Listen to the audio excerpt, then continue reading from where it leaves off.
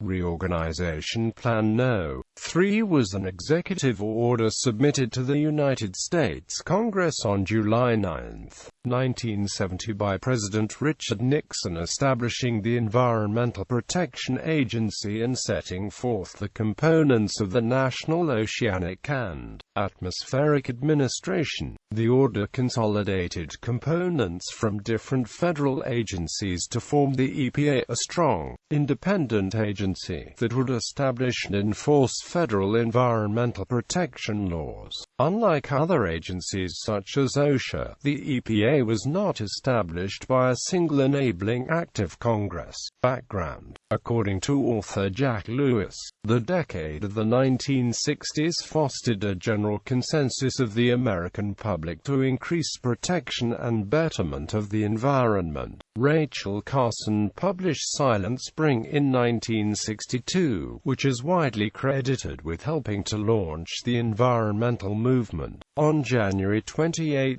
1969, 8 days after Richard Nixon became the 37th president, a blowout on the ocean bottom near Union Oil's Platform A on the Dos Cuadras field leaked between 80,000 and 100,000 barrels of oil into the water of the Santa Barbara Channel, near Santa Barbara, California. The oil spill polluted a 60-mile stretch of coastline, harming marine wildlife and damaging the local fishing economy. The event led to widespread criticism of both Union Oil and the offshore oil drilling industry. On April 22, 1970, the first Earth Day brought millions of Americans together to peacefully demonstrate in support of environmental reform. In April 1969, President Richard Nixon addressed these environmental concerns by establishing the Environmental Quality Council in his cabinet, along with the complementary Citizens Advisory Committee on Environmental Quality. In December of the same year, Nixon received the National Environmental Policy Act from Congress,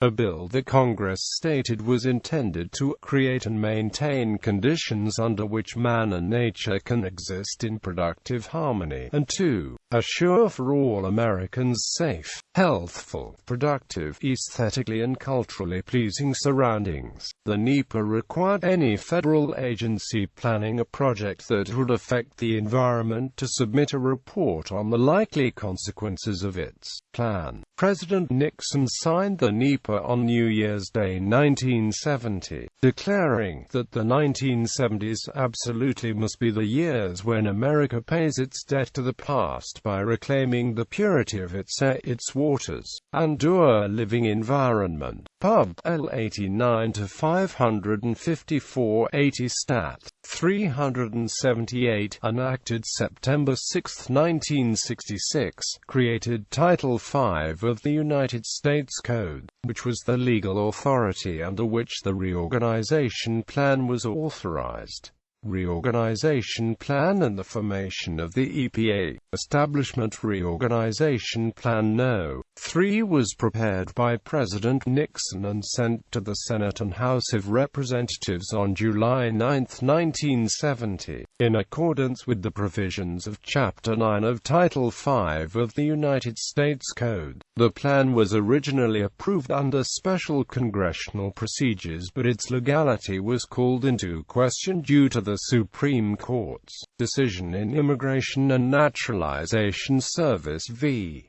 Charter 462 U.S. 919. Congress responded by enacting the Reorganization Act's amendment in Public Law 98 to 614, which was signed on November 8, 1984. The amendment expanded the power of the President to communicate with Congress plans of reorganization of agencies within the executive branch. Components of the EPA. In his message to Congress explaining his reasons for proposing Reorganization Plan No.3, President Nixon stated that the national government was not structured to make a coordinated attack on the pollutants which debase the air we breathe, the water we drink, and the land that grows our food. Quote, According to Nixon, the assigned duties and responsibilities regarding pollution control for the environment were spread out among many discrete departments, creating a structure that often defied effective and concerted action. To create more of an interrelated and effective system for dealing with environmental pollution, he proposed pulling together into one agency a variety of research, monitoring, standard setting and enforcement activities now scattered through several departments and agencies.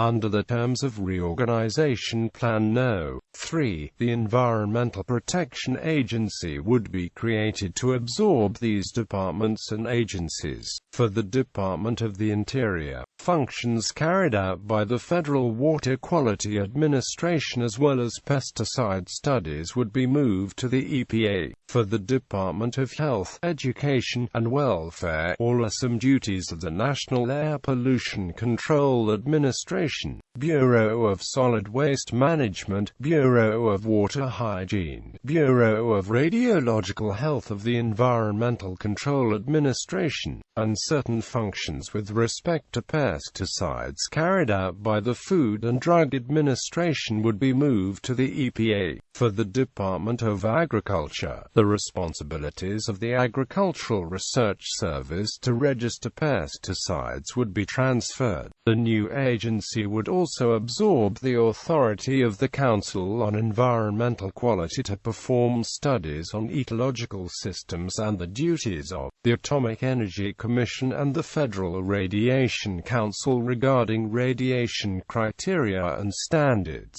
Role of the EPA. On December 16, 1976, the first administrator of the EPA, William Ruckelshaus, declared that the agency had a broad responsibility for research, standard setting, monitoring and enforcement with regard to 5 environmental hazards: air and water pollution, solid waste disposal, radiation, and pesticides. In Reorganization Plan No.3, President Nixon outlined the following as the roles and functions of the EPA: establishing and enforcing environmental protection standards consistent with national environmental goals, conducting research on the adverse effects of pollution and on methods and equipment for controlling it, the gathering of information on pollution, and the use of this information in strengthening environmental protection programs and recommending policy changes, assisting others, through grants, technical assistance and other means in arresting pollution of the environment, and assisting the Council on Environmental Quality in developing and recommending to the President new policies for the protection of the environment.